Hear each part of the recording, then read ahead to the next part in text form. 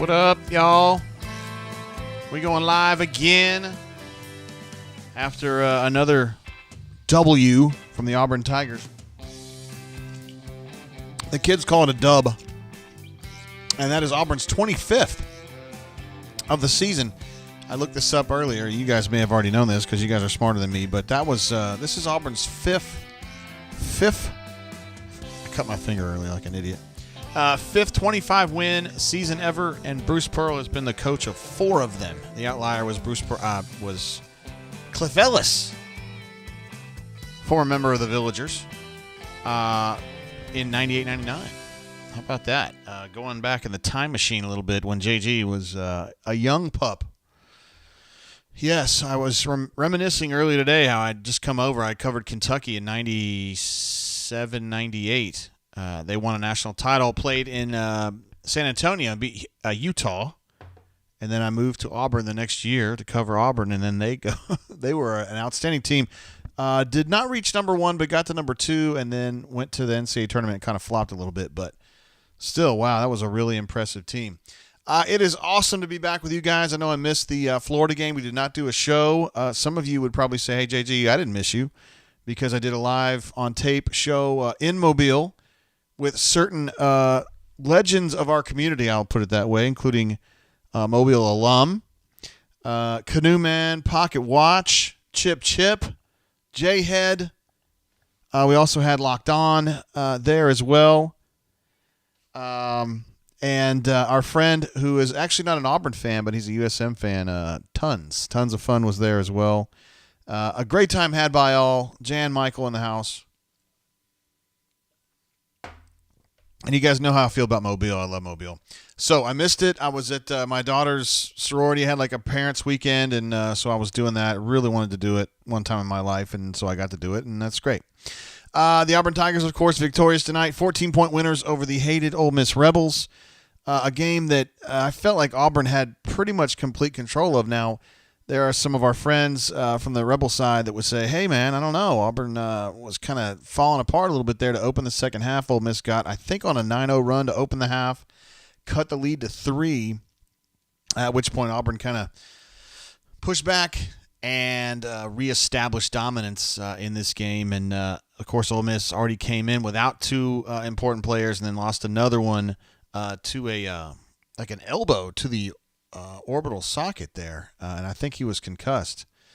That was unfortunate. Morrell was the player who succumbed there, and did come back onto the bench. Did not play for the remainder of the night for the Ole Miss Rebels. So we'll keep an eye on him, and obviously hoping for the best. He's probably got a gnarly headache, and Ole Miss really cannot afford to be losing more players at this point. But it is what it is. Super chats coming through from a few legends here. Pocket Watch, who we enjoyed very much meeting. I did, and I can speak only for myself and the administrative assistant, spending some time with him. He was part of an incredible tandem with the Canoe Man. He says, Weagle, all set for on-site NCAA tourney trains. That is a, wow, big if true. Big if true. I'm going to give it an applause because if true, that's a big development. I had a conversation with him and Canoe Man about what I wanted to do for the NCAA tournament. I wasn't sure if I could go on the road because I really like doing the shows, and you guys I love having you guys on the show, and I didn't know if I could do it consistently on the road because, first of all, when I do the show, I'm babbling, blah, blah, blah, blah, and I can't do that in a media center, and second of all, internet can be spotty here and there and everywhere, so just had some concerns about that, and I guess Pocket Watch and Canoe Man just kind of had this attitude of, we can fix that problem, brother, and we'll just kind of see how that goes. But Pocket Watch, it's always your enthusiasm for the product is appreciated. Leif B in the house, one of our friends, of course, from Rebel Grove, says, what's up, y'all? Congrats on the win tonight. Just waiting for UK to beat LSU by 3 and 4. My 4-leg Auburn basketball, LSU baseball, basketball parlay to hit. My man, Leif B, of course, in Western Kentucky, lives out that way. He is an Ole Miss fan. His wife is an Arkansas fan. And it was recently mentioned on the Kornheiser show. I don't think he was actually on it, but I think one of his emails or one of his points or whatever was made. So he's basically a international superstar now. Canoe Man jumps in with a super chat, says, please smash the like button. How selfless is that? You know what I mean? That is so selfless. And yes, I would appreciate it if you guys would smash that like button. It doesn't cost you anything. You don't have to subscribe or anything. Well, I mean, I'd love for you to subscribe to the channel, but it doesn't cost anything. Ravine in the house as well. This guy, unbelievable, man. Unbelievable. How about Zep tonight? Great to see him shoot the ball with confidence. Going to have to catch the replay. Working early tomorrow. Have a great show, Jay. Look at that. I think Ravine's just going to, super chat and bounce. What an absolute legend move. Yes, Zep Jasper was terrific today. It was one of my lead things in the game wrap, which you can find on the front of auburnsports.com right now. 15 points, including 4 of 5 from 3 tonight. And I've been saying all year, not that you guys have been fighting me about it, but I just keep reminding folks that Zep Jasper has a beautiful shot. And he has been a guy who in the past has been an excellent scorer and shooter. When he played at College of Charleston, he was mostly a shooting guard there, although he played some point guard last year. And the guy absolutely has some scoring ability in him. He averaged almost 16 points a game last year. And so with this team, he's more of a ball handler and defender. But today was a great example of a situation where, BP said that he had told Zep, get out there and be more assertive with the shot. If you've got a shot, take it. And I thought he looked great out there. And again, he was very accurate. But his shot is quick, and it looks really nice. And I think he can be that guy to give you a lift in the NCAA tournament because Auburn needs shooters right now. You know what I'm talking about. Fat Crack jumps in with a super chat. Do we have a sound effect for that? Can we? Would it be too much for you guys to just figure that out? Thank you, if you don't mind. Fat Crack jumps in, of course, one of the legends now with a new avatar, including a nice little buck there. I would imagine he got close up and personal with. JGT 4 dubs today in Rebirth. Wow. And then the basketball dub. Great night. That is a 5-dub night.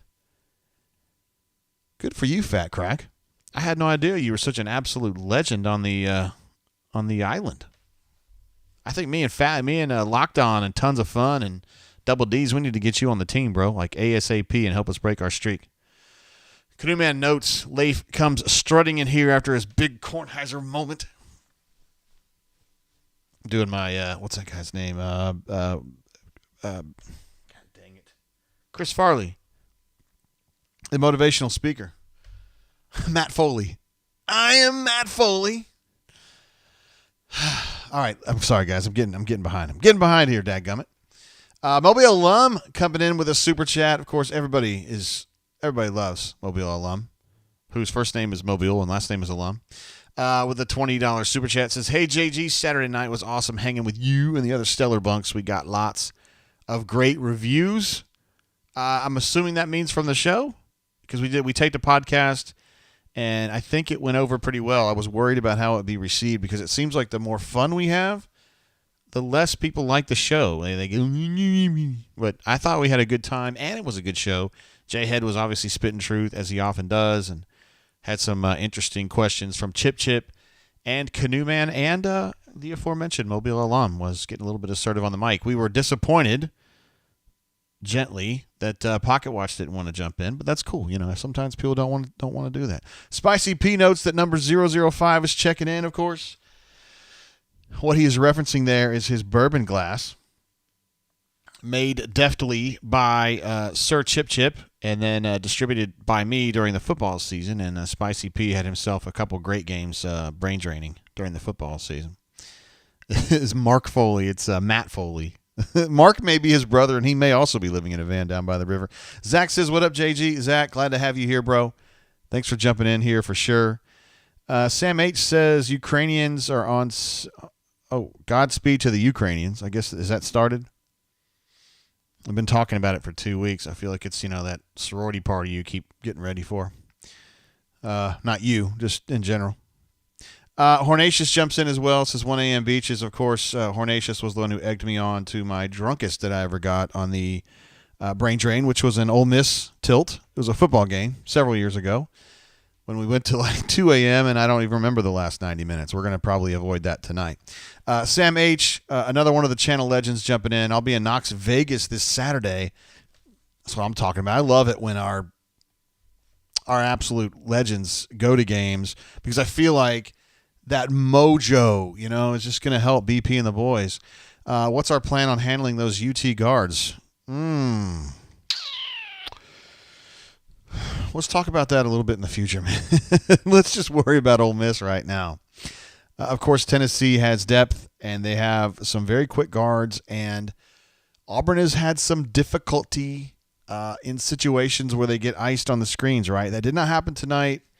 Ole Miss doesn't have quite the personnel or the depth to really ice screens with any kind of consistency, and that gives Auburn an opportunity to roll off those screens, get into the middle of the court, and do damage, as they sometimes do by shooting it or by kicking it back to a roller, as they did with Jabari a couple times tonight. Also, KD had a really deft pass to bisect a double team, and then Walker got himself a dunk out of it. A lot of fun stuff they do off the screens, although some of the best SEC defenses can kind of mess up the screen game, and that really kind of can muck up the Auburn offense, but that was not happening tonight very much at all. Sam H notes that the softball team is looking good early on. Yes, I believe they are 9-1 or 10-1 now, and absolutely crushed Jacksonville State today. And the Tigers will be playing at host to the Plainsman Invite this weekend against various teams they will probably throttle. Yeah, this team had really good pitching. I'm talking about softball just very quickly. This team had very good pitching last year, but could not hit a lick. And I don't know if the hitting's going to hold up all the way through the SEC, but we know for sure this team can hit a lot better than it did last year. So to me, I think this team's going to be either middle of the pack or up the top half of the league this year. And I think that'll be a lot of fun as we get into the conference season in, 3 weeks or whatever. Canoe Man giving thumbs up to the new bourbon glasses. I don't have my new one with me, but Chip brought some of the new prototypes to the event. Sam Howell says 10-1 for softball. Thank you, sir. Chip brought some prototypes to the Mobile taping of the rundown. And he has the logo as his avatar, or no, I take it back, a signature on the website. It says like the bunker, and it's got an eagle, and it's got a tiger. It's really badass. And the new glasses are thicker, and they're not that the other ones were bad or anything, but these new ones, I don't have it in front of me, are badass. And you may be able to talk your way into some of these. MWD's making me laugh. Better not repeat that one on the air. And Terry Bradbury says JGT going to get Ole Miss drunk. I really don't think that I will tonight. I think it would be bad for me to do that. Bad for my career. Stu Pup jumps in again, another one of our legends, keeping the streak alive. Says, Zep, need more of that the rest of the way. Zep has been terrific, right? Well, he's generally terrific. He just doesn't score a lot. Generally a very good ball handler and a good on-ball defender. And he's just a very valuable piece, but doesn't score a lot, right? Tonight, 4 of 5 from 3. I don't think he had a game this year where he had 3 threes. And 4 threes, obviously, is one more than that. Look at me. I'm like a math major now. So a great night from him. But, again, this is the kind of stuff he did at Charleston. Like, you think, man, that's really out of character for him. No, it's not. He can do this. I think, he came into a team with, Jabari Smith and Walker Kessler and KD Johnson, Wayne Green, who's like, insane from distance. And it was just like, hey, man, I'm going to do what I do. But when they need me and BP asks me to shoot, by God, I'm going to do it. McLovin jumps in. McLovin, good bunks. He's a good bunker. He or she, I don't know McLovin personally. I shouldn't assume that. A good bunk who also has been brain draining here lately. A bunch more, and we, of course, love to see it. Says, does Zep continue to score at this rate the rest of the season, or is this just one of those games where somebody goes off, great win tonight, we're an Eagle? Well, that's a good question, McLovin. I think it's just a situation where it's kind of what BP wants to do. I mean, if he wants to push Zep to be more assertive, then he'll do it, and he can do what he did tonight. I don't think they need him every night, but we know, and we've talked about this on the show many times, their three-point shooting has got to improve. If Auburn's going to make it to the Final Four and beyond, their three-point shooting, you would think, needs to be better. Now, this team's kind of weird. It's built statistically in a way that not many teams are. I think there was a great stat on the ESPN telecast tonight. So what I do is I watch the game on ESPN, obviously, but then I listen to Andy and Sonny. So I just saw the graphic. But they were saying Auburn is the first team since 98, 99, Georgetown. Did I say 98? No, 88, 89, Georgetown. Excuse me. Years get away from me. That held, opponents under 39% shooting and also had 8.6 blocks and 8.6 steals per game. So this is really one of the truly elite defensive teams. And we love talking about the offense, and Auburn is very exciting on offense, but defensively, that's really the calling card for this ball club. And yeah, that 88-89 Georgetown team got to the Final Four. That's Alonzo Mourning. That's Dikembe Mutombo. That's Charles Smith. They had a couple more guys that were pretty good on that team. But anyway, I didn't like Georgetown back then, but because I could not stand John Thompson. But and I don't think he liked me either. But that team really played some defense, and again, Auburn, that team, that Georgetown team, could probably be like a trailblazing idea. It's almost like it shows you it can be done. Now, it was a long time ago. A lot of you guys weren't even born in 88, 89. I was a youngster myself, but it shows you it can be done. That a team that doesn't necessarily shoot the ball super well, I think Georgetown was like in the 30s or 40s of offense. Auburn's actually better than that, but defense, shot blocking, steals can get you to the Final Four. MWD says later hold on, I'm missing the first part of that MWD. Corey Dubb jumps in. One of our Montgomery legends, possibly the Montgomery legend, says need KD to put the ball in the hole with more consistency. Yeah, absolutely. He had an incredible run there. What has probably been a month ago now, where he was just so good getting to the hole, and he kept taking low percentage shots, right? Just it almost seemed like he was out of control, and then bucket, and then and one, and then another bucket, and you're like, well, this doesn't make any sense, but the guy's just making miracles happen, and by God, let him keep doing it. Well, the shooting percentage is dropping a little bit, and the miracles are not going in as often, and I'm kind of with Corey on this. Maybe he should be a little more careful with the shot selection, a little more discerning, and then try to get that shooting percentage up a little bit. He had a couple tonight, and, Sonny's not one to rag on Auburn players, but he was like, that's a bad shot. Nah, he doesn't need to shoot that. And it was just, he just gets hyper-aggressive. He's kind of like the anti-Zep, right? You need to find a middle ground between those two, which to me is like a Jabari. And we need to talk about Jabari, too. Yeah, Chip says, best since Zoe and Mount Mutombo. Yeah, those two together were an absolute mess. I wonder if people kind of, Dikembe Mutombo still is on TV and stuff, with those commercials for Geico, but Alonzo Mourning, he kind of disappeared off the face of the earth. And those of you who are my age or older remember how bad of a man he was. He was so good, you guys. He just ended up having like sickle cell or something when he got into the NBA. And like the second half of his career just kind of got pruned off because of that. And it just sucked. He's a damn good player. Let's see. Lake Beast says, now I just got to wait up to be the tooth fairy. Look at that. He's living dad life right there. I know what you're talking about. Feel like a stranger. Wow, this is a long-ass one, but I love getting through this stuff. Feel like a stranger, of course. Tremendous bunk. And also a brain drainer. We love him. Word, JGT, I feel an under-discussed development is Walker showing post moves. Another thing we got to talk about.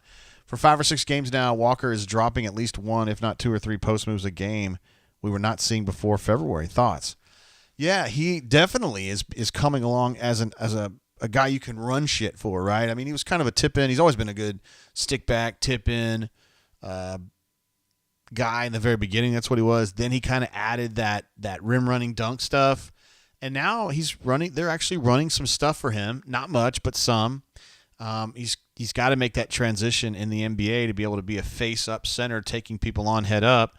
And so they're letting him do a little bit of that. He's also been better and better in transition. He was leading the transition at one point in the first half and made a great no-look pass or late pass to KD, I think it was. Or no, it was Devin who finished at the hole. And I mean, he's 7'1", leading the break. I mean, it's insane. And he's just that guy. He has incredible flexibility.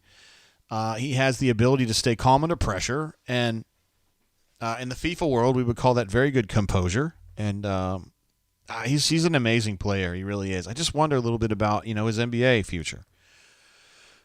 And I think he's a guy that might play here next year. I mean, I don't feel like he's not a guy who has to worry about money, and he's not a guy who seems to me to be consumed with money, And if he gets a draft grade where it's like, you know what I mean? Like, I could see him coming back. That would be huge. But one thing's for sure, he's becoming an absolute menace. He's been a great defensive player, but he's becoming a real menace on the scoring end. And yeah, he's a big part of this team. War Report in the house. Mike G, my man. 3 chewables for this one, by the way. Auburn looking to become only the 4th SEC team to win both the regular season title and the tourney title. I saw you digging in on that earlier. I saw you tweeting out some information you've been digging up on that. That's good stuff. It's hard to do both. It's hard to do both because when you win the regular season title, it means you're grinding for like 2.5 months or whatever it is. And then you get to Atlanta or Nashville or in this case Tampa, and you're just kind of wore out and you've got your eyes on the bigger prize, and it's just you don't have that passion to win the tournament. I think that's a big part of it. It's hard to just stay 100% balls to the wall from in the way it goes now. You play your first conference game in like December 29th and go all the way to April. It's too much. I was going to do a Gus right there, but I remember some people get really upset. Steve R says Zep gearing up his game for the NCAA tournament. I mentioned that in the game wrap. He's going to come in handy. I'm telling you, there's going to be a big game at some point in the postseason where everybody's going to be sucking, and I guarantee you it's going to be Zep Jasper coming in and hitting some big buckets. He's got it in him. He just kind of lies in wait. My dad would be mad at me for saying that. War Report says that was next level research inspired by the gummies. Maybe that'll be our secret word today. Like if I say that, we all have to cheer something I say. Boy, I'm hungry. I would love to have some gummies. Oh, yeah. My grandma used to pop her teeth out, and she would just talk with her gummies. Fat Crack says, JGT, besides our first 6, who needs to step up more and help us make that deep run in March? Let's take a look at that, buddy. Because sometimes this data gets away from me, okay? Let me go ahead and pull up the I got to cut it real quick. It'll just take me a sec. It's amazing that the least used frequent contributor on this team is Zep Jasper. It blows me away. I don't understand how that happens. Let me switch over to our other page where we can kind of look at these stats a little bit better. All right, Fat Crack. So here's the latest stats from Ken Palm. This is everybody who contributes with any kind of consistency. And look at Zep Jasper being assessed as nearly invisible. Isn't that unbelievable? What is going on there? Blake R in the house. What up, bro? All right, so top 6 would be Jabari, Wendell, Katie, WK, and Al, with Jalen as your big guy, which you're going to need him. I would hesitate to call him that he needs to step up, though. He's kind of a glue guy, so he kind of provides what they need each night. Didn't need a lot tonight, didn't do a lot tonight. But there are games when he can carry them when things are getting nasty in the first team, which happens more often than it should. Dev, I would be happy for him to never shoot another 3. I think it's horrible. It's just not there anymore. But he had that incredible putback dunk tonight, and he is such an incredibly bouncy player that I think he can just kind of blow teams away with just like, God dang, that guy's like Spider-Man. And I think he plays under control for the most part now, which is a huge improvement for him. But again, the threes, dude, just stop, man. It's almost like a wasted possession when he shoots now from 3. I like him better as a stick-back transition guy. So the guys on this list that I think can step up more, I think you can get more out of Zep Jasper, Fat Crack. We saw more tonight, and I don't think it's a matter of him sucking or anything. I think it's just a matter of him trying to not step on toes and kind of fulfill his role. But when needed, he can do it. You'd like to see a little bit more out of Dev. I don't think it's crazy for us to say, okay, he can take that next step in his development. He's stopped being a stupid three-point shooter, like just being dumb about it. He's pretty much hauled that in. He's found a niche as like that bounce man, that stick-back guy, that athletic freak transition guy. But I still think there's a little bit more they can get out of him. Chris Moore's, what he is. Al, to me, that's the one. Out there tonight, man, he was busting his ass. I thought his defense was really good. But it's just like it's like he has 2 left hands. Well, for him, 2 right hands on offense. He just dribbled the ball out of bounds. He's slow to getting to his spots. Even though he's not a slow person, he's not shooting well. Like, he's just It's the most baffling thing about this ball club, I'm telling you, is Al. I mean, I know he was hurt, and I know it messed up, the first half of the first third of the season for him officially, but like, dude, he's fine now. Like, his foot doesn't hurt anymore. His heel doesn't hurt anymore. He's still just trying to find that rhythm and just gain command of his game. And it's baffling. Again, from an offensive perspective, he was not good tonight. He was, 1 of 5, had 3 points. But plus minus, I think he was plus, it was like 12 to 15, somewhere in that range. I think he was second on the team in plus minus. Defensively was good. BP called him out after the game in a good way and was like, I love the hustle. I love the defense. I love him having his head in the game. I love the passion. We just need to get him on track, and so that's the guy, Fat Crack. If Al can get back to anything resembling what he did last year, I mean, he would be the X factor. And you just want to keep, Wendell on track with his shooting. He had a pretty good night shooting tonight. And again, as Corey mentioned earlier, just try to get something a little bit more out of KD. I mean, we know he's a good player. I mean, nobody's saying that, but a little more consistency out of him would be awesome. Blake R. jumps in with a super chat as well. I know he's on his way out, so I want to be sure and shout him out. We love Blake R. I know he's moving around doing some traveling for work. Says JGT Warden Eagle stopping in to say hello before I go to bed. My man, we always appreciate you. It's always easy going to sleep knowing you're out there busting your ass for us, bro, and it's appreciated. Okay, and of course, your family here on the Brain Drain at auburnsports.com. Love having you around. Steve R. as well jumping in, says, let's get some mental and physical rest, some mental rest, of course, and make a run. Look, man, I think they can. At this point, honestly, based on what we've seen through 28 games, this team should go to the Final Four. I'm just saying it. The way that the NCAA tournament works is that it all has to do with the matchups. And you can look at a team and say, this is a team that has Final Four ability, but sometimes you run into a buzzsaw. We'll just have to see how that goes down. But Auburn should be able to be that buzzsaw for a lot of teams out there, if you know what I mean. Did I miss a super chat in here? No, I didn't.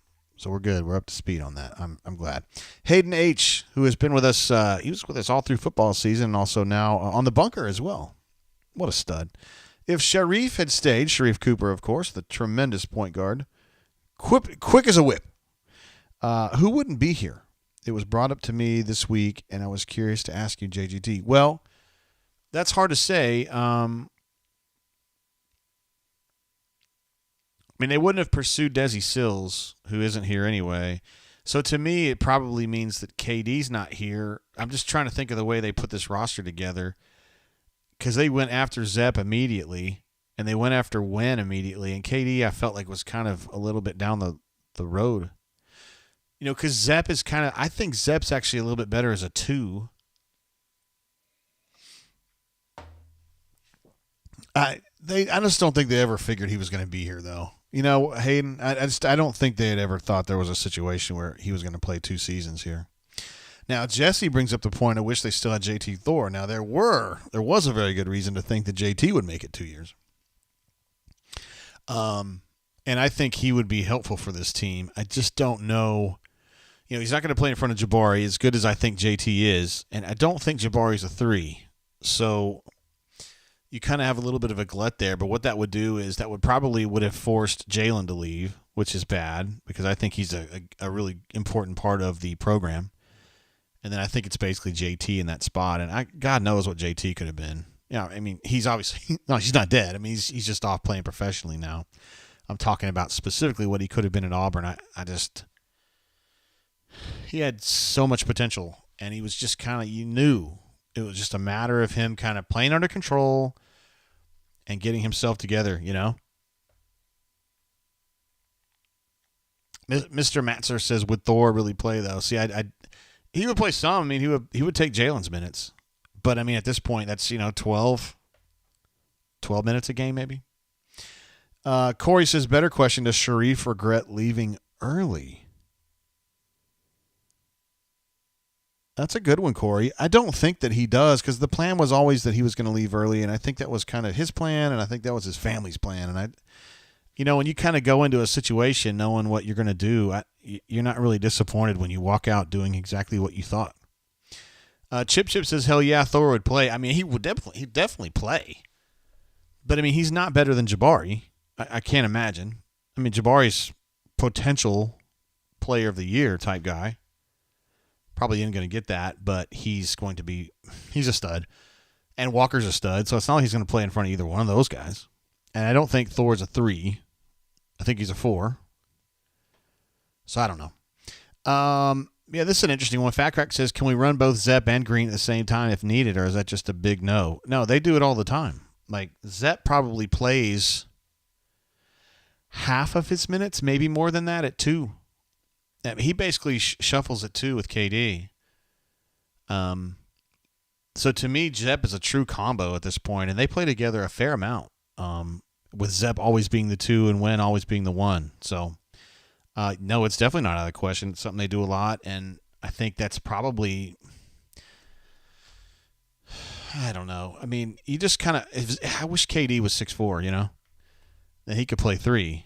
He just can't defend 3, and he's not really a 3. I don't know. But I think Zep and Wen together are better because it gives Wen just kind of that safety blanket where he doesn't feel pressure to have to dribble a lot because let's be real about it. He's a bombs away 3-pointer, you know? That's what he does. That's what makes Wen great. Is just the swashbuckling 3-pointer thing, and you know, the less tricky dribbling, the better for him, I think. That's just my opinion, and you may be thinking, JG, why do they do that at Florida? I don't have a good answer to that. I thought it was a mistake, strategically. Let's see. Hayden says, if I could add anyone, it would be a killer shooter like Bryce Brown. Lordy, this team with a guy like that. Yeah, hell yeah. You got a 40% three-point shooter. You're good, right? I think that person would cut into KD's minutes, though. I mean, for what that's worth. And I think if you just added that player, it would jumble things up. It would create a problem with playing time. But maybe if you had Bryce coming back, or let's just say that Justin Powell had become the player that I thought he was going to be, you know, that catch and shoot 3-point guy, 40%er, then maybe you don't take KD and you let JP play that spot. I don't know. Bryce Brown, at least during the second half of his junior year and then his senior year, he was an absolute badass. Scotty B, my man, says, howdy ho, Commodore, Ward and victory. There's a big game coming up for Scotty B. I don't know if he's still up that way, but he's a guy. He was an Auburn guy. He's Auburn guy through and through, and he was marooned up in Knoxville for a long time. I don't know if he's still up there. Stuck in enemy territory, having to deal with those volunteers, those annoying people with that puke orange color all the time. It's tough, man. It wears on you, you know. McLovin jumping in again. We got some other stuff we got to take a look at here in a minute, which we will do. What's the reason for Berman's role diminishing since his injury? Feels like he could have a positive impact on our three-point shooting, even in limited minutes. Good point on Lior. I don't have his numbers up. I cut him off. You guys can't see him on that graphic that I put up, but he's still 8 of 17 from 3 this year. That's 47%. Not too bad. I don't know, man. I mean, he's probably the 10th guy right now, 9th or 10th guy, and I think he's getting what he gets, man. The reason he was playing more at that one time was when they were missing people, and they're not missing anybody right now. So I just don't know if Lior. I thought he competed his ass off when he was forced into more. When he was playing 3 or 4 shifts a game early in the season. Defensively, I thought that he would get absolutely destroyed, and he didn't. He competed, and he was decent defensively. But I'm telling you, man, if you're going to go out there and you're going to take on Villanova, UConn, Purdue Boilermakers, UCLA, and you're going to have him guard Johnny Juzang, I mean, shit's going to get ugly real in a hurry. So let's not get carried away here. Scotty B says, married Vol. Yes, he did. His lovely wife, whose name I will not include, but I know what it is. Yeah, there you go. Scotty B. He's been dealing with it his whole life. Well, most of his adult life anyway. Living life up that way, and he will be at the game Saturday. That's what I'm talking about right there. Canoe Man says, I spy a Buc-ee's stuffed animal. Speaking of which, show the crowd your incredible beads. I do not have them with me. I mean, they're downstairs, and I wouldn't want to pause the show just to get those, but I do have some Beads that were given to me by Sir Tons of Fun, which are it was the Mobile Leprechaun. It was the amateur sketch that was turned into beads. Pretty incredible. I also have a Buc-ee's beaver, which I believe Canoe Man has one as well. That is right there, Buc-ee beaver from Buc-ee's. I think that, Stoltz said he thought it was a squirrel?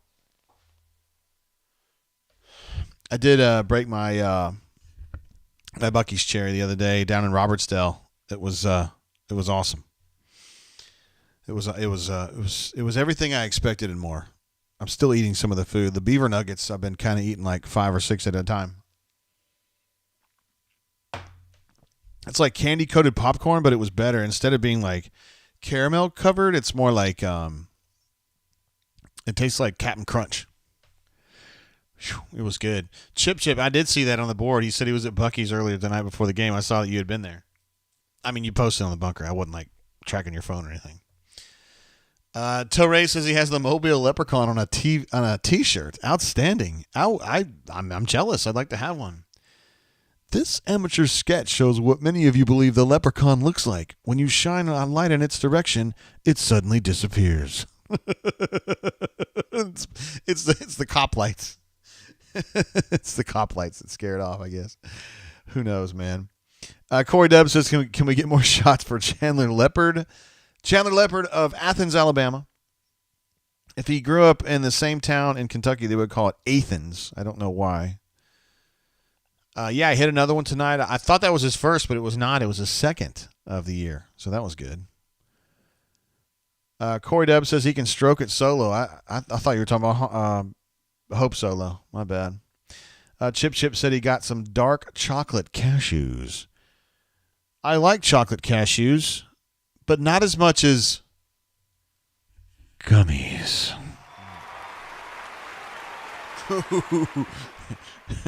To me, it looks like a leprechaun to me, Torre. Who all seen a leprechaun say, yeah, yeah? It's the greatest TV thing it's ever been written. It's ever been seen. I mean, it's such a beautiful TV opening, too. Like the first words of that TV report go like this. They go, "Curiosity leads to large crowds in Mobile's Crichton community." Like, that's such a TV lead. If somebody, like one of our reporters wrote that, I would slap them. Not actually, but I would figuratively slap them because it's a terrible lead. But for TV people, they do it all the time and it works. The lead is curiosity leads to large crowds in Mobile's Crichton. Curiosity. I mean, what? Doesn't even make any sense. Fat Crack says they've got a Buc-ee's coming to Athens. I'm guessing you mean Athens, Alabama, or Athens, Kentucky. Who knows? We do have Mobile Leprechaun Day coming up, don't we? It's only like, 3 weeks away now. It's crazy. This year is really blowing by. We got some other things to look at, I think. I want to bounce over to the official Ken Palm just to take a look and admire Auburn's record so far. And, yeah, they've done a lot of good work this year. That's for sure. And they're going to be a real problem, I think, in March. I think they're going to be a real problem. Had a good time watching Villanova and UConn go at it last night. Horrible call at the end of the game. Thanks, McLovin, again, bro. Terrible call at the end of the game that went against Villanova. Unjustly, in my opinion. They called a charge on a play where the UConn dude got hit by his teammate, and they blamed it on the Vanderbilt guy, on the Villanova guy. So dumb. Auburn, of course, going to lead the world in block percentage this year. I can't imagine there's going to be a team that even touches them on that. Three-point shooting just continues to kind of wilt, although they were okay tonight. I think they were, well, I don't think, I know. They were 9 of 25, so 36% from three tonight, which is a little bit better than average for them, I guess. But 32% ain't going to get it, son. Well, I mean, it'll get it. It's fine, but it needs to be better.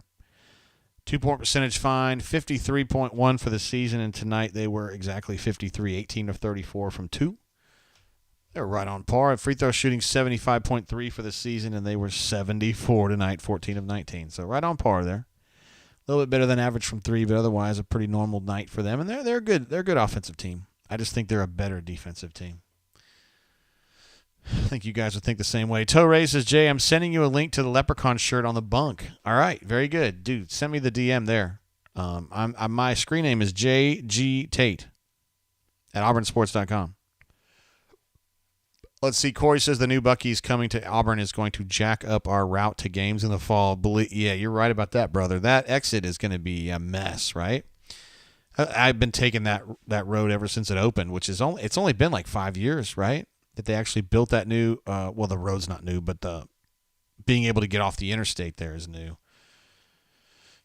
We used to have to get off at Wire and come all the way in, or go all the way to exit 51, but it was really nice when they added that one. I guess they call it the industrial park exit or whatever you call it for folks that are not coming from the north, who are coming from Montgomery. You guys know what I'm talking about. All right, so the Auburn Tigers 24-3, 12-2. No, that does not include the Mississippi game tonight. So they're now 25-3 and 13-2 in the league. So that's a little bit out of date. They have not updated. I'm surprised they used to do that very quickly most of the time this year. So we talked about it a little bit earlier. They got the big game against Tennessee on Saturday. That game's going to tip at 3:00 on ESPN. Big game. Tennessee's been good. Tennessee's a very good team. They're 11 in Ken Palm right now, even though they're not. Their record wouldn't necessarily make you think they were 11, but their numbers, they're nasty, and they have some good guards, and they are a real bitch. And look at that. Ken Palm's got Auburn losing that game. Then they're going to have another road game at Mississippi State midweek. That's going to be an 8:00 tip a week from today. And then they close it out at home against South Carolina, a game that tips at noon. So only 4 games left in this regular season before they depart for Tampa. And then we really get the fun underway. Let's see. AU Horn says, I'm a Wire Road man. I have traveled that road many, many times in my life, to the point where there's things that I start looking at. I look for. Do you remember? Hell, I don't even know how to talk about things on that road. I don't know. Hey, remember that turn where you have the, nobody would know what the hell that meant. But anywho, I liked that they widened the road. The exit you're talking about, Corey, the one there at the industrial complex where they're going to build the Buc-ee's. I don't remember what is it. Exit 50. I don't know what number it is. They widened that road last year, and so it's nice to have that. Chris says JG just like saying tip. You know what I like saying better? Gummies. It's my favorite.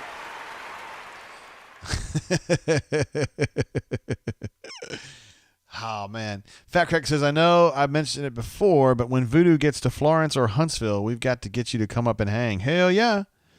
Absolutely. Florence should be open soon. The next one to open is going to be the second Mobile location, which is essentially ready to go. I mean, it'll be open in March at the latest. And I think that, I think Florence is next. Florence will definitely be open by the time summer starts. After that, I don't know. It's kind of a crapshoot. But, I'd love to come up and do a show in Florence and try to get maybe some of the folks from Madison to come over. I wouldn't ask the people from Huntsville. It's too far. Because the people in Huntsville don't like traveling more than about 2 miles. I mean, going all the way from the Rocket Center to the Trash Panda Stadium is like a ridiculous ask. I realize that now. These crazy people, I don't know what's going on with them.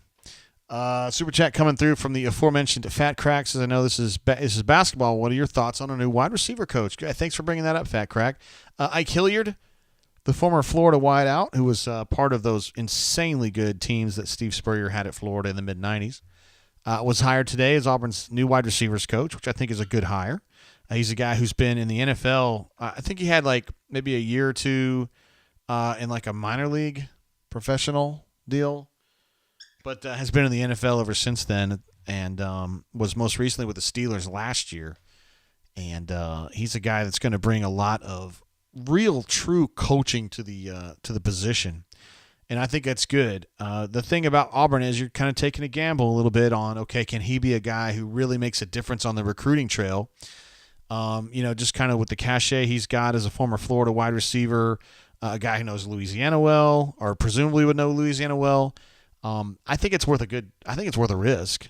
for sure, and I think it's a good call. And I'm embarrassed to say this. I don't say it very often because it's not true very often, but I had no idea they were talking to him. I did not have him on any lists. I didn't have him on any unofficial lists. I had no idea he was involved in this.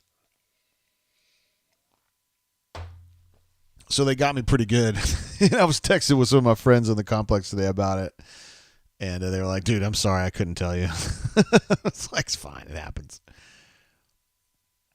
Chip says game day traffic at Buc-ee's is definitely going to gum up the works on I-85. Yeah, they're going to have to do something different at that exit 50. Corey, thank you for pointing that out. Because right now it's a stop sign when you come off the interstate and you're going toward Auburn. You pull off and it's a stop sign. Well, there's no freaking way that's going to work because there's going to be 100 people a minute trying to get into Buc-ee. So they're going to have to make that a light, and they're going to have to change. I don't know, man. I think the initial issue of that whole exit being gummed up is absolutely on par here. AU Horn is fired up. He says, how about that new wideout coach? He's a hell of a hire. The dude is cash money, straight cash, homie, as some would say. Jason H. says, 3 games left, not 4. You're right. The Ole Miss game has completed, so thank you for pointing that out, sir. Call Me Biscuit says, is this a traffic report? No, it's a gummies report. We're just talking about stuff, bro. It ain't a big deal. Call Me Biscuit. You don't have to get on me too much. Spicy P says, I've got some gummies on the way right now. God bless the West Coast. Yeah, lots of stuff out there. I don't know if I would want to live out there because of all the craziness in California. I don't really think it's for me, but it's easy to get a lot of fun stuff out there, I would imagine. And you would know a lot more about it than I would because Spicy P, I'm not giving too much away. I hope I don't put too much I don't specify it too clearly. Spicy P lives in California. I don't know if I don't want to give away his exact location. It's somewhere in the state of California, which is I'm just kidding. I'm just playing around. Chip says, has Ike Hilliard resigned yet? That's pretty funny because Austin Davis, he resigned like within a couple weeks of becoming the offensive coordinator and disappeared. Everybody's like, okay, are these coaches actually going to stay or no?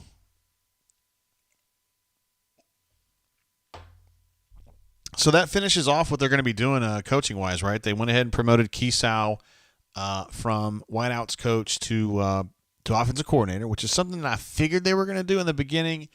And then they were like, no, we're going to do a national search. And then they were talking to people on a national level, and then the investigation took over and gummed up the situation, and then they decided to kind of go back to the way they were doing things before. So AU Taxman in the house as well, one of our all-time favorite brain drainers and bunks, says, we training. We're glad to have you here, bro. We would never have a show without you, so we're glad you showed up, bro. James B in the house as well says, what up, JG?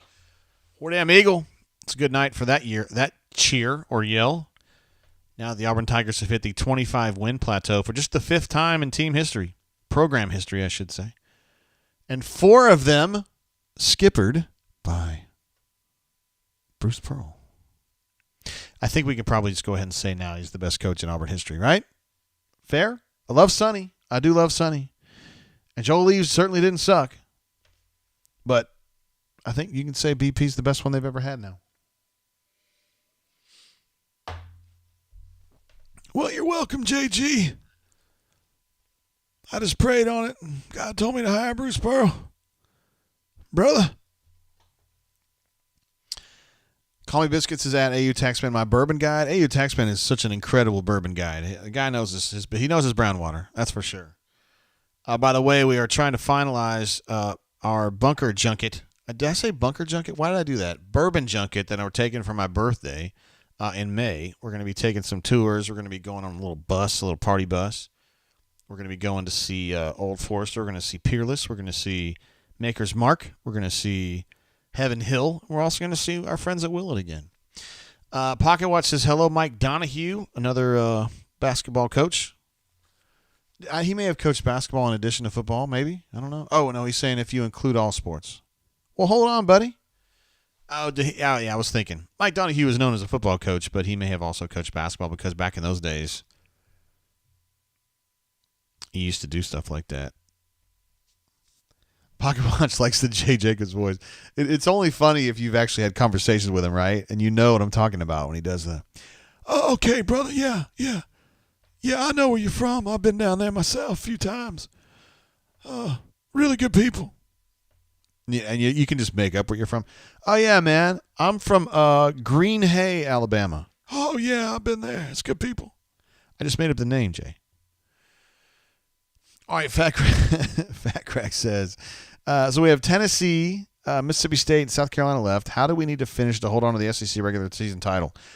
Okay, so my thought was they'd have to win 2 of the last 4 because I don't think anyone's going to win out. And so I thought that would be enough. So they beat Ole Miss.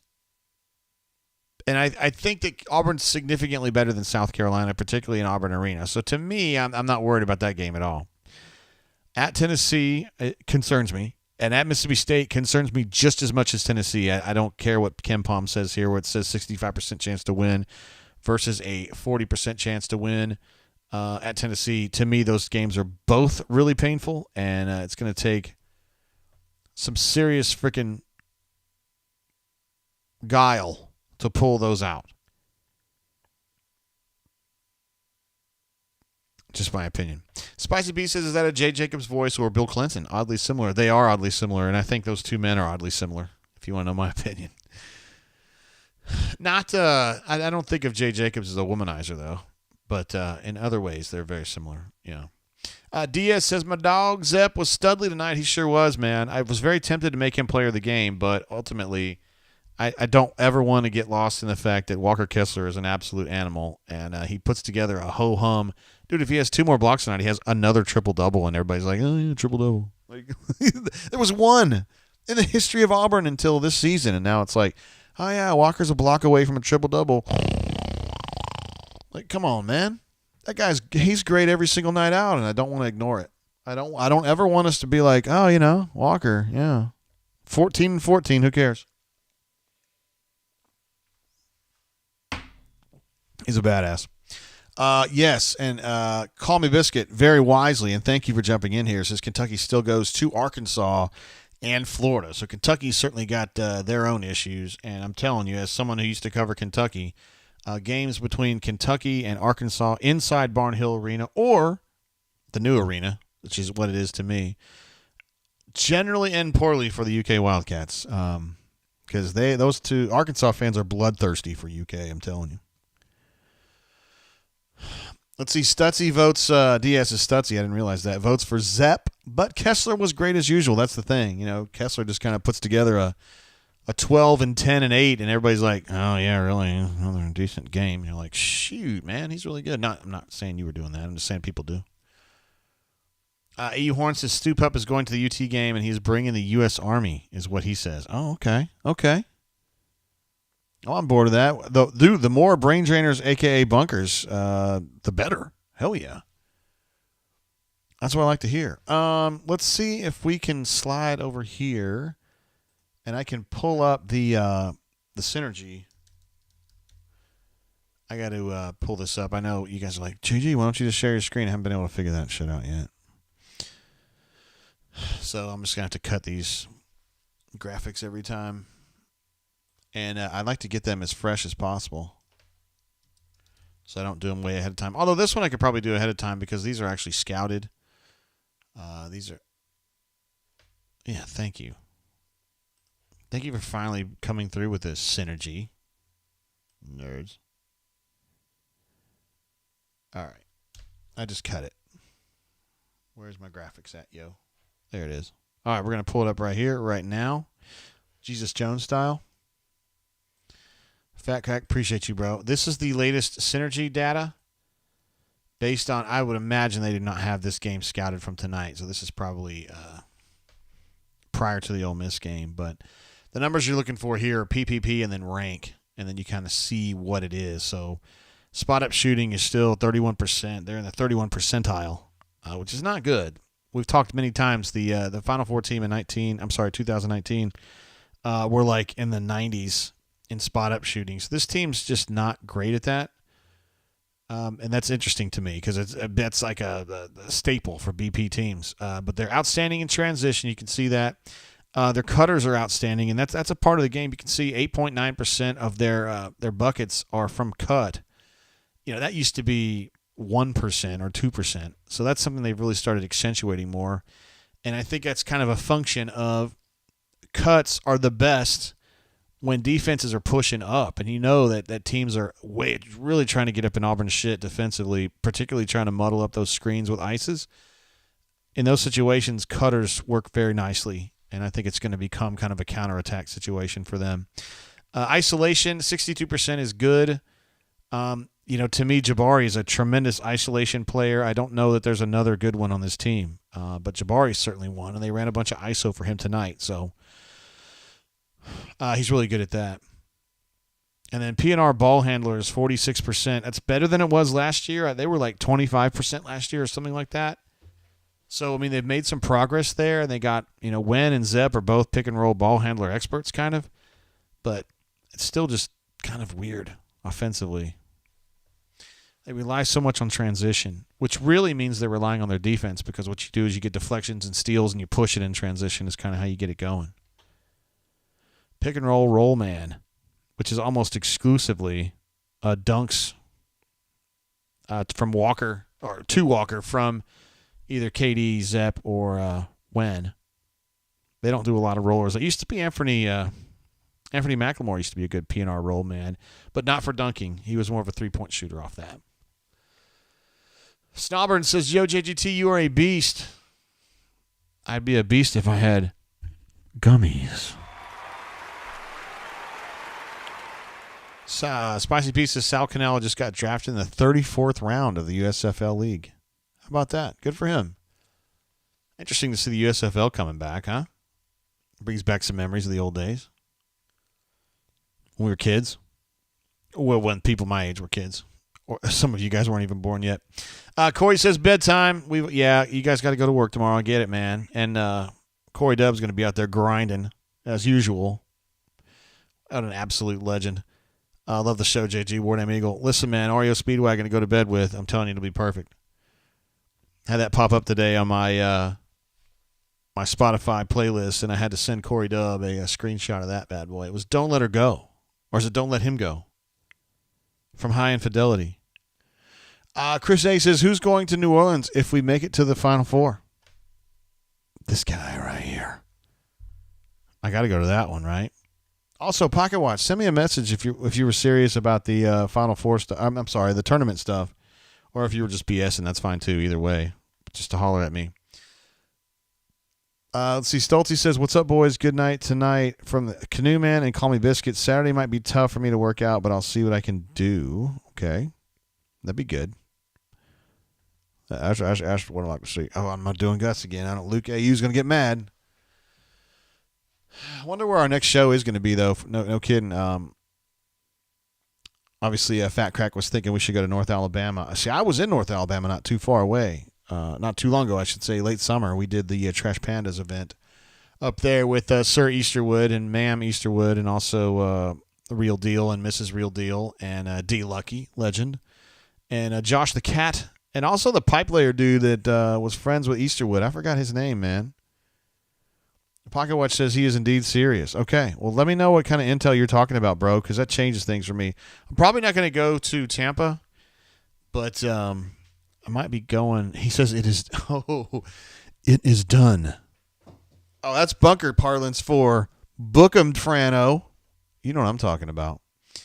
I wasn't really fretting, but you sounded like you and Canoe Man seemed like you guys had an idea for that, and I was intrigued. I was like, yes, I'm interested. Okay. What else we got for tonight? It is currently 11:16 in the Central Time Zone. 12:16. It is now February 24th for our friends in the Eastern Time Zone. And this weather's been freaking insane. It was 82 degrees in Montgomery today, which is great. I went out and walked around in the neighborhood. I wish it would stay like this. I hate cold weather. Absolutely hate it. Hope it's warm and lovely where you guys are as well. Call Me Biscuit says, should we be buying Greenville SC regional tickets? I probably would not do that myself. I might consider getting a hotel reservation there that you can then eliminate if you don't need it. I have already made a few myself, although we will probably just be using the media hotel there. Spicy P says, Bulletin, gummies have arrived. How about that? All right, anything else we got on this game here? I want to kill that synergy and put the box score back up, see if there's any nuggets I might have missed coming along here. The leader in plus minus was Wendell Green tonight, which is a little interesting.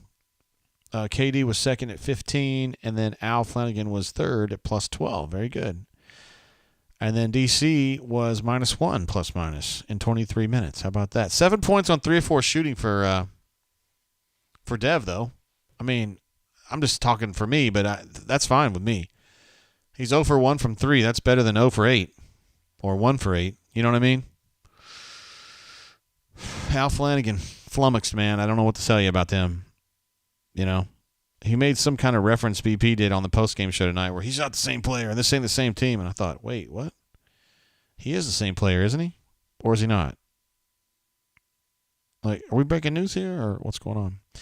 Then KD with kind of a disappointing night, right? 0-6 from the floor, 2 points. He got at the free throw line. 4 rebounds, 2 assists, 1 turnover, 3 steals. So the peripheral numbers aren't bad, but the shooting's not great. And he's been kind of weird lately. I think he's just gotten a little too, like, he's trying to make too much magic happen at the hole, you know? Fat Crack says, can you close out the show with your Gus voice asking for the Luke guy? I don't want to make subscribers mad. I'm really not in that business. So, you know, whatever. All right, I guess we'll wrap it up there, guys. You know, it's getting to be late. It was kind of a ho-hum win, right? I mean, any win's great, especially get to 25. But, you know, I mean, they're just better than Ole Miss. I said that in the game wrap. Like, they're better than Ole Miss. They shot better than Ole Miss. They rebounded better than Ole Miss. They played defense better than Ole Miss. They're deeper than Ole Miss. I mean, it's just, you know, Ole Miss is kind of a bottom half of the SEC team, and it's a team you would expect Auburn to beat, you know, 9 times out of 10 or maybe 19 times out of 20 at this point. All right. So we'll wrap it up there. We'll see you guys again Saturday. Again, that game tips at 3 o'clock. The game from Knoxville. It's going to be a showdown for sure. And we will have coverage at auburnsports.com. We'll be doing it live after the game. So you guys behave yourselves out there. Have a great Thursday and Friday. And we will see you again on Saturday. Until then, keep your feet on the ground. Keep reaching for the stars. Love you guys. See ya. Turn this daggone... Can you not turn it off? Seriously, we can't even get that done anymore?